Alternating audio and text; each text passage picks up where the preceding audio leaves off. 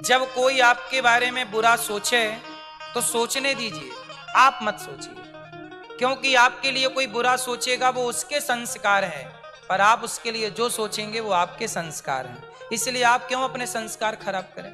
इसकी एक छोटी सी बात है, आखिरी सुनिएगा, सुनने योग्य। एक आदमी था, उसने अपने घर में झाड़ू लगाई और कचरे को डस्टबिन में डाला। बगल वाला बड़ा दुष्ट था, उसने सारा कचरा निकाला अपने घर का और आपके घर में डाल दिया, अर्थात बगल वाले के घर में पूरा कचरा। पर जिसके घर में पड़ोसी ने कचरा डाला, उसने कचरे को फिर से झाड़ू से साफ किया और डस्टबिन में डाला और फल निकाले, आम, अंगूर, केला, सेब इत्यादि, और पड़ोसी के घर गया, बैल बजाई, भैया। उसे लगा कि शायद लड़ने आ गया, पर इसने उसे फलों से भरी टोकरी पकड़ा दी। भाई साहब, ये फल गांव से आए हैं, आम मीठे मीठे, खाओ। वो आदमी पानी पानी हो गया, बोला भैया हमने तेरे घर में कचरा फेंका और तू हमारे लिए फल दे रहा है। तब उस व्यक्ति ने बहुत अच्छा जवाब दिया कि भैया आपके पास कचरा था तो आपने मुझे कचरा दिया, मेरे पास फल थे मैंने आपको फल दिए। जिसके पास जो होगा वही तो देगा। जरूरी नहीं है कि सामने वाले ने जो व्यवहार मेरे साथ किया मैं भी उसके साथ वही व्यवहार करूं, जरूरी नहीं।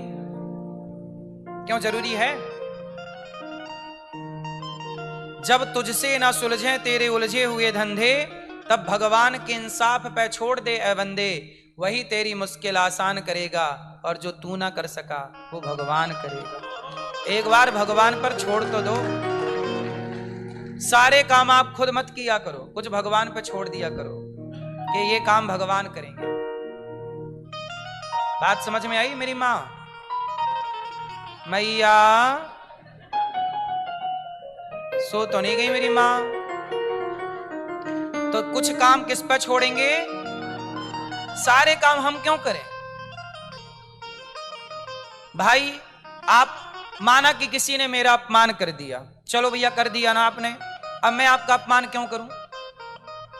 मैं क्यों करूं आपका अपमान? मेरे संस्कार आपके अपमान करने के नहीं है, मैं क्यों करूं? शंकर जी ने भी कोई अपमान नहीं किया, चले गए चुपचाप उठ के। आप लोगों के लिए सीख है कि बात बात में सास कुछ कह दे, ससुर कुछ कह दे, पति कुछ कह दे, पत्नी कुछ कह दे, लोग कुछ कह दें, तो आप ज्यादा बुरा ना माना करिए, क्योंकि कुछ लोगों का स्वभाव है, आप उनके स्वभाव को नहीं बदल सकते। बबूल को आप बदल सकते हैं, बबूल सारी जिंदगी बबूल रहेगा, और आम सारी जिंदगी आम रहेगा। कितना भी आप बदलना चाहो, क्या कैकई को राम बदल पाए? अरे कैकई की गोद में खेले हैं राम, बोलो हाँ। कैकई का दूध पिया है राम ने? नहीं पिया। कैकई का दूध ज्यादा कौशल्या मां का दूध नहीं पिया राम जी ने इतना, जितना कैकई मां का दूध पिया है। राम दूध पी रहे हैं माता का, गोद में खेल रहे हैं, गले लग रहे हैं, लाखों बार लगे होंगे गले। क्या वो कैकई मां राम की संगति पाके सुधर गई? आखिरी में उन्होंने ही तो राम को वनवास भेज दिया। फिर कुछ लोगों को नहीं बदला जा सकता, इसलिए आप अपने को बदलिए। हम जमाने को क्यों बदलें? हम जमाने को क्यों बदलें? जो व्यक्ति खुद को बदल सकता है वही जमाने को बदल सकता है। जो खुद को नहीं बदल सकता वो कदापि जमाने को। यदि जगत को बदलने की आप सोच रहे हैं तो पहले ये बदलाव स्वयं में लाइए, खुद को बेहतर बनाइए। शुरुआत हमसे होगी, शुरुआत आपसे होगी, खुद से होगी। इसलिए हमारे देश में क्रांति नहीं होती, संक्रांति होती है। हम स्वयं को बदलते हैं। हमारे यहां कोई भी क्रांति नहीं हुई, हमारे यहां केवल जवाब दिया गया है। पाकिस्तान ने जब आतंक फैलाया तो ऑपरेशन सिंदूर जवाब था, हमने छेड़ा नहीं, हमने अपने से नहीं जवाब दिया, हमने तो सिर्फ रिप्लाई किया। हमने कोई पहले से नहीं तेरे पे आक्रमण किया कि नहीं तू सो रहा है तो और हमने आक्रमण कर दिया, नहीं। आज तक भारत का इतिहास उठाइए, भारत ने कभी किसी पर अटैक नहीं किया। क्यों? क्योंकि हम अटैक पे भरोसा ही नहीं करते, हम क्रांति नहीं चाहते। हम तो इसलिए साल में एक बार क्या मनाते हैं? मकर संक्रांति, लड्डू बांट के। काय का लड्डू? तिल। तिल बहुत सारे दाने होते हैं, तिल के दाने, वो सारे दानों को जोड़कर एक लड्डू बनाया जाता है। हम यही कहते भैया, जैसे लड्डू में तमाम दाने जुड़कर एक हैं, ऐसे हम सब जुड़कर एक हो जाएं, इसी से भला है। ये मकर संक्रांति। लड्डू खाने का कॉन्सेप्ट ये है कि लड्डू जैसे अनेक दानों से मिलकर बना है और स्वाद में मीठा है, ऐसे हम आप सब जुड़े रहें और रिश्ते मधुर रहें, रिश्ते हमारे मीठे रहें। हम लोग कभी लड़ाई नहीं चाहते, लड़ना नहीं चाहते, मिलजुल के रहना चाहते। हमारे यहाँ हमारी संस्कृति यही सिखाती है, मौन रहो तो ही अच्छा है, कम से कम विष मत घोलो, बोलो यदि पहले तुम तौलो, फिर मुख को खोला करना, पुष्प नहीं बन सकते हो तो कांटे बनकर मत रहना। इसलिए हम सनातनी हैं। हम सनातनी क्या चाहते हैं? प्रेम।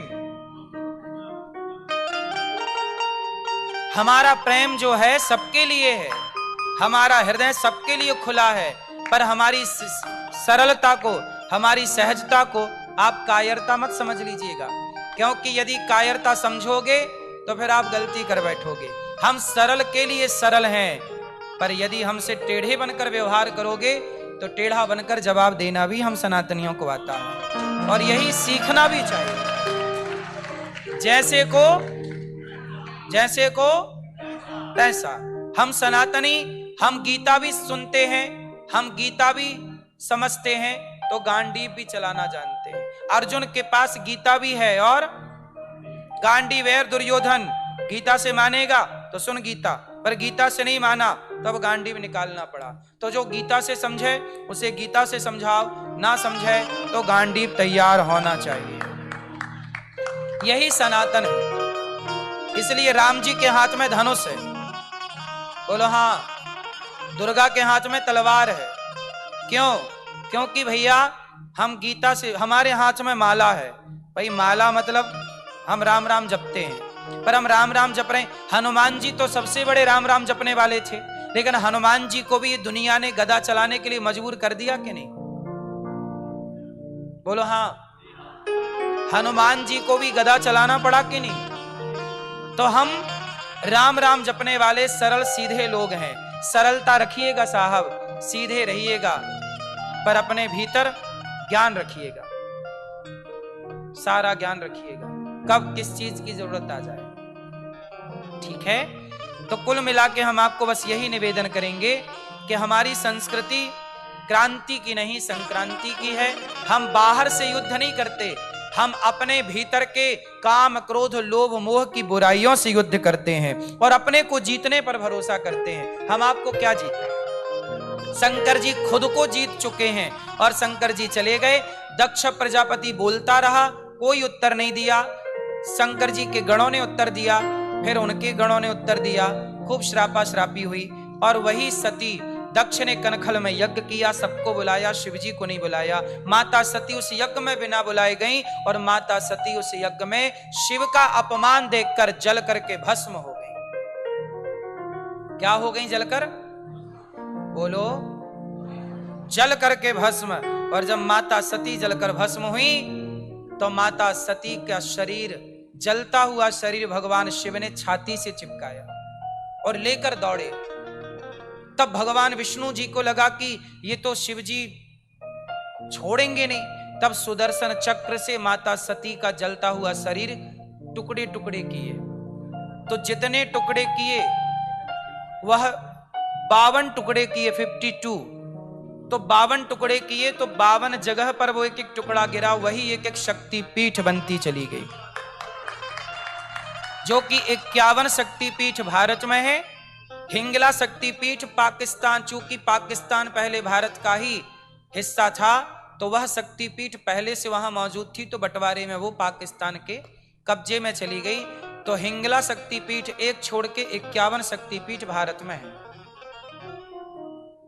तो ये माता सती का वही जलता हुआ शरीर है जो भगवान के सुदर्शन से कट के गिरा।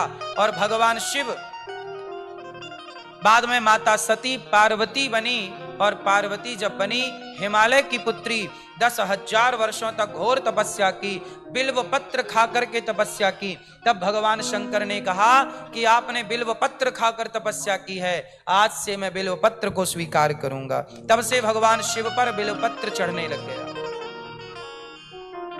क्या चढ़ने लग गया? शंकर जी पे क्या चढ़ता है? बिल्व पत्र चढ़ता है। माता पार्वती हिमालय की बेटी हैं, और अब ये ठंडी है, हिमालय ठंडी। दक्ष की बेटी थोड़ी गर्म थी, क्रोध ज्यादा था, तो अब शीतलता है। और शिव पार्वती का विवाह संपन्न हुआ, और शिव पार्वती कैलाश पर बैठे। बोलिए शंकर भगवान की जय।